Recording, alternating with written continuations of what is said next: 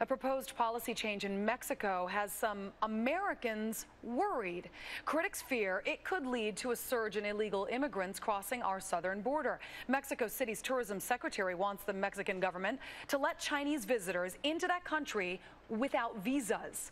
He says it's a move that could help Mexico's economy, which is really struggling ever since the swine flu broke out. But some fear that it could also make our borders more vulnerable. Casey Stiegel live in Los Angeles to explain. Hi, Casey.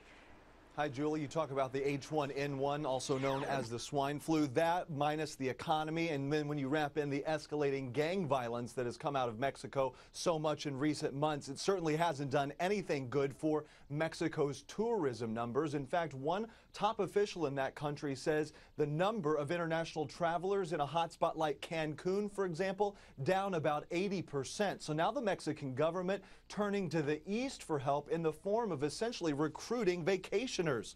One tourism secretary wants to abolish the visa process for Chinese tourists in Mexico City with hopes of bringing more of them and their money south of the border. Nearly 500,000 or 500,000 Chinese nationals visit the U.S. every year, but Mexico City gets roughly 16,000. The struggling nation now wanting a larger piece of the tourism pie.